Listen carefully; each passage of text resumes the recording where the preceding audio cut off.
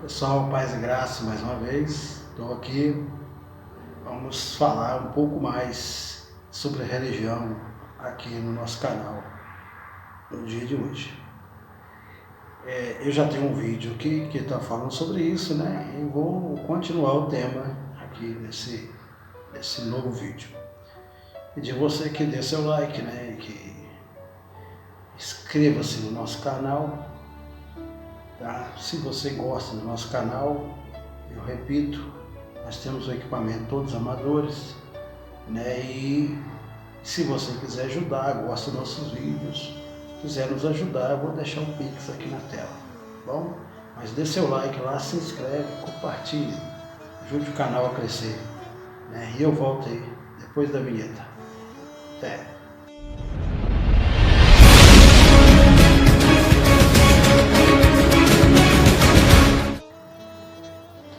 Então, meus amados, a discussão é: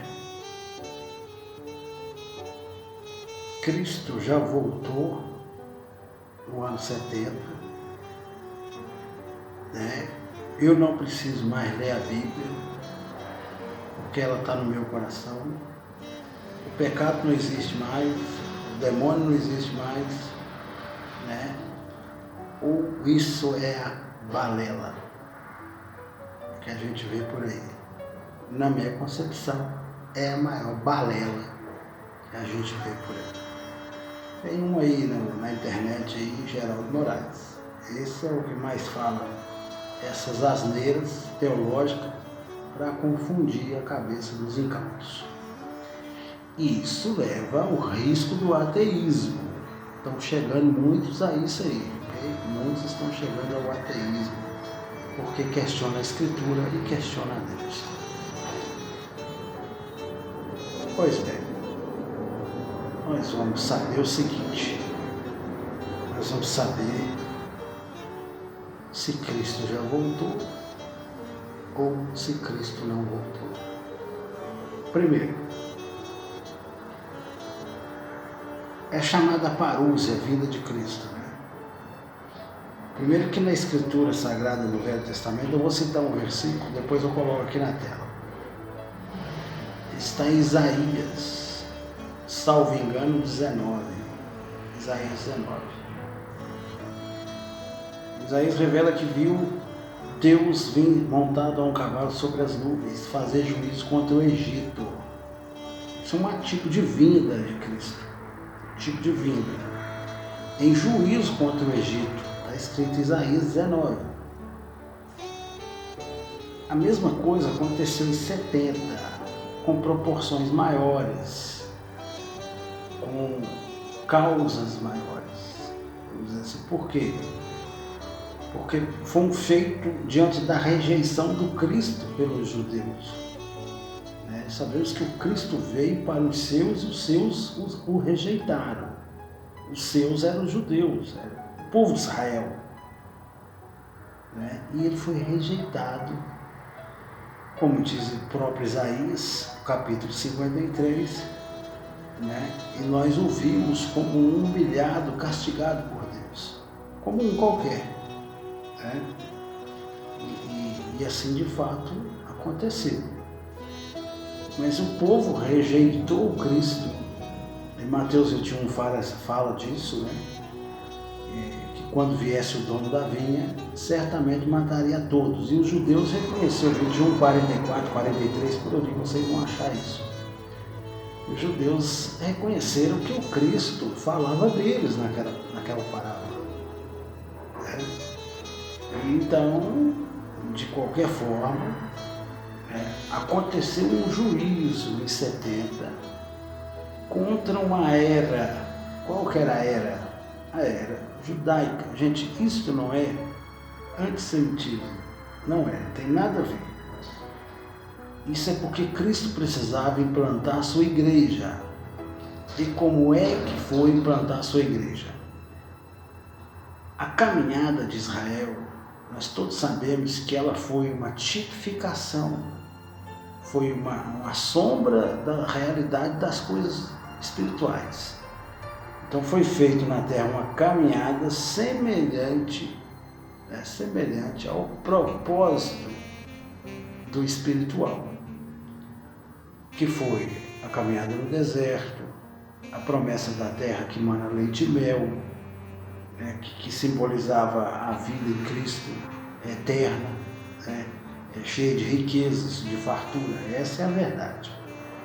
Então, até que Cristo viesse, Gálatas 3, 19. Pode ler lá, Gálatas 3, 19. Onde fala que até que a promessa chegasse. E a promessa chegou, Cristo. Então ali se encerrou.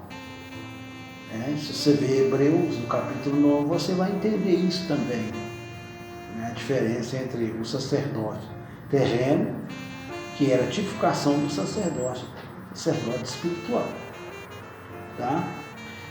Então, para que Cristo implantasse a sua igreja e tirasse da cabeça daquele povo o que encerrou, chegou ali. Se você pegar o Evangelho de João no capítulo 4, versículo 35 ao 38, eu vou colocar aqui na tela, você vai entender que o Cristo falando uma diferença entre o Velho Testamento e o Novo. Né? Que um semeia e o outro colhe. Qual que semeia? O Velho Testamento. E o que colhe é o Novo Testamento. É a Nova Aliança. E para que isso chegasse ao ponto de credibilidade, foi preciso os milagres e os sinais. Os milagres e os sinais. Você pode pegar aí a sua escritura no Evangelho de Mateus, no capítulo 11, versículo 3. Esse eu vou ler para vocês aqui. Que diz assim: a dizer-lhe, João Batista enviou 2 discípulos dele, né, a Cristo, chega lá a dizer a Cristo, né, és tu aquele que havia de vir ou esperamos outro?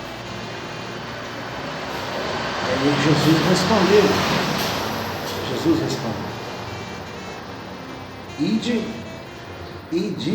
dize-lhe a João as coisas que vives, né, e ouves. Os cegos veem, os coxos andam, os leprosos são limpos e os surdos ouvem, né? Os mortos são ressuscitados e aos pobres é anunciado o Evangelho. Então, isso eram os sinais que caracterizavam o poder de Cristo e da igreja, para que o povo cresça. Esses sinais e prodígios.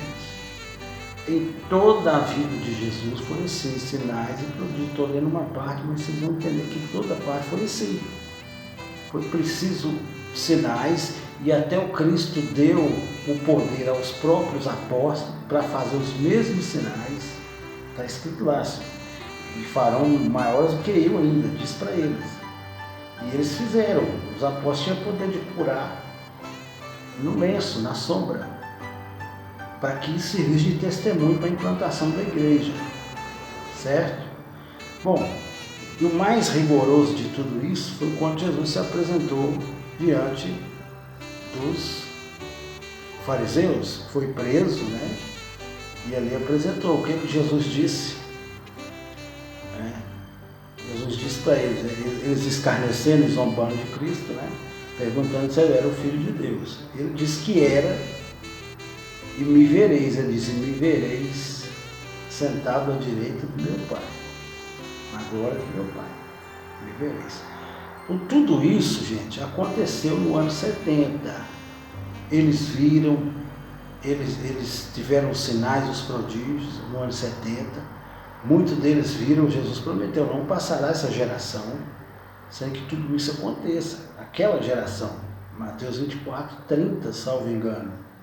Depois a gente pode pôr na tela também. Então não passaria. Marcos 9, 1, né? Muitos dos que aqui estão não conhecerão a morte antes que tudo isso aconteça. Marcos 9, 1.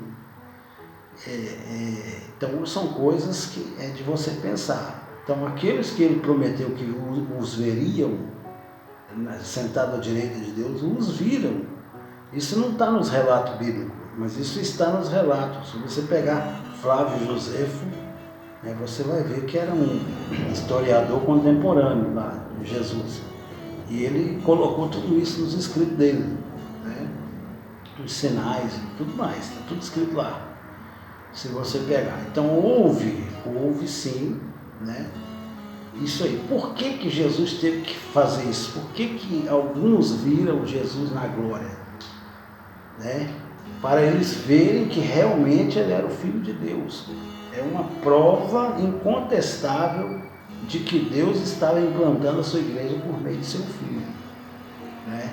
Assembleia, a igreja é Assembleia dos Santos, né? A Eclésia. Né? A Assembleia, o povo está lá em Hebreus 12, você pode entender isso a partir do 21. Aliás, Hebreus 12 todo, né? Que antes do 21 fala do Monte Sinai, né? Fala do terror que era a lei e etc.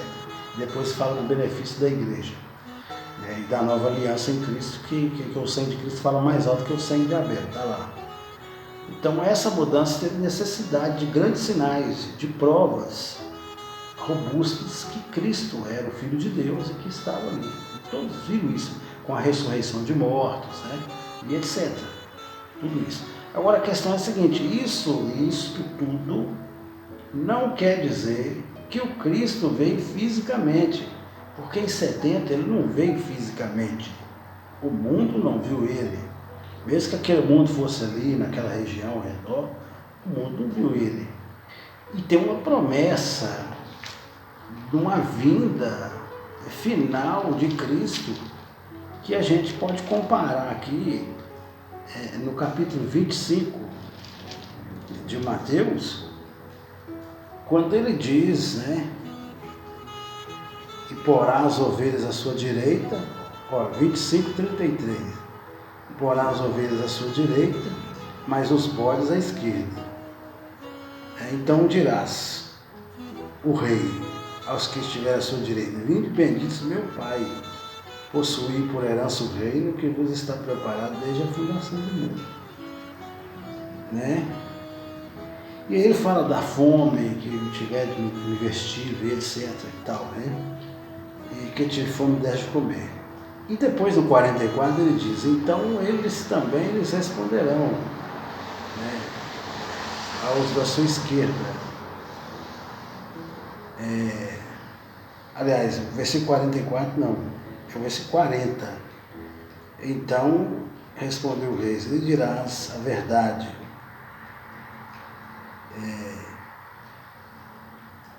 41, gente. Então dirão também os que estiverem à sua esquerda, apartai-vos de mim, malditos, para o fogo eterno, preparado para o diabo e os seus anjos. Essa separação ainda não aconteceu.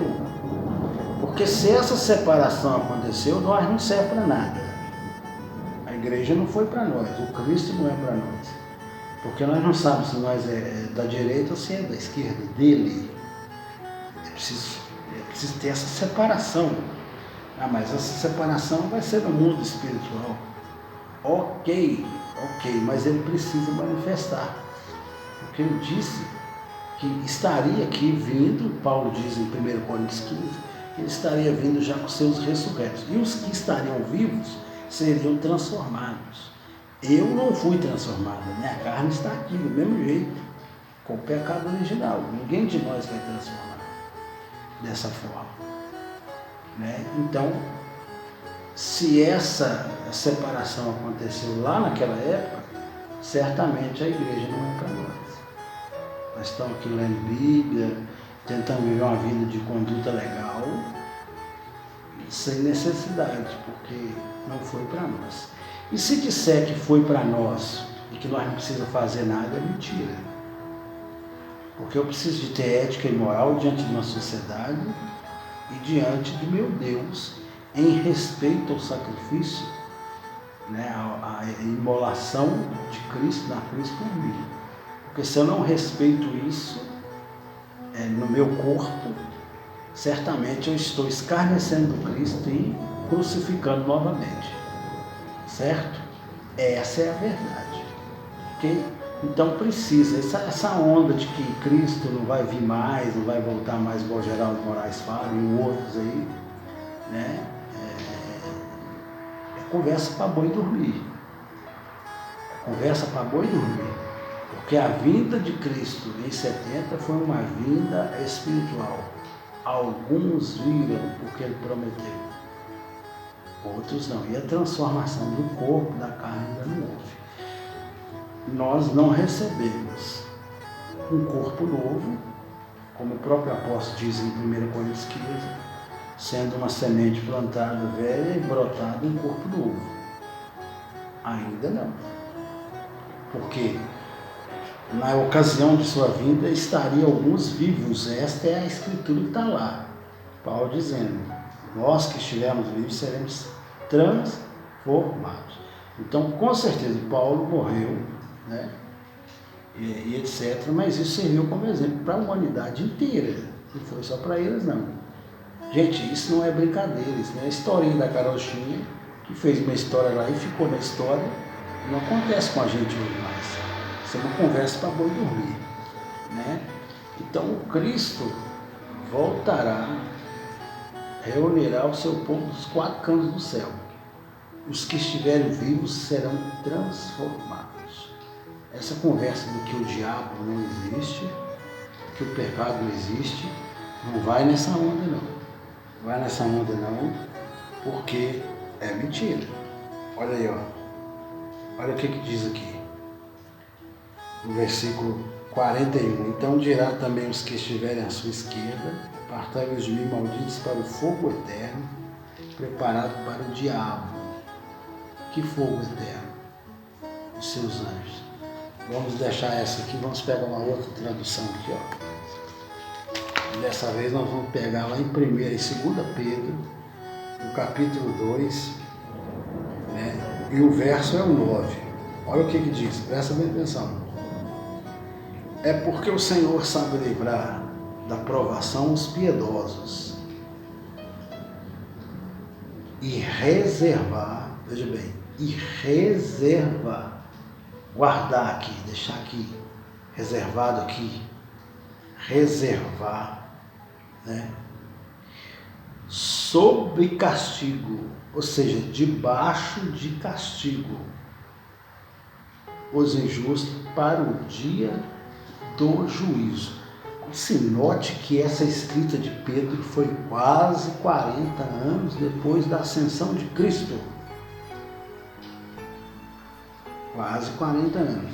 Esse Pedro aqui se embasa no livro de Enoque, como Judas também embasou no livro de Enoque. Que o livro de Enoque fala de um grande juízo final. E o castigo eterno dos injustos. E a Igreja Católica abreviou isso aqui, tirou o livro de Enoque, né? Isso aqui está abreviado, esse castigo. A verdade é essa. Então, como é que se mantém sob castigo? Debaixo de castigo. Alguém está penando em algum lugar. Até o dia do juízo. Assim como as glórias. O apóstolo Júlio chama os anjos caídos de as glórias. E até diz para a gente não abusar do que a gente não conhece. Está escrito lá na carta. A carta dele é um capítulo, só lê lá. Né? Que nem Miguel, que é o arcanjo, ousou a inflamar contra o diabo, dizendo apenas: o Senhor te repreenda. Umas coisas muito sérias que o pessoal está levando na brincadeira, né? Assim, superfluamente, achando que descobriu a 7ª maravilha do Evangelho, que em 2000 anos ninguém descobriu nada. Então é muito perigoso caminhar por esse lado, né? Eu sei que eu sou o adepto do preterismo parcial, eu estou contando para vocês aqui a realidade. E não esse acometimento já definido, que não vai ocorrer mais nada, definido, que não serve mais nada, está tudo certo, que você pode pecar, né, que não tem pecado. Aí quando você questiona o cara, que fala assim: mas como não tem pecado? Aí o cara fala: não, você pode pecar, mas você vai viver sob disciplina.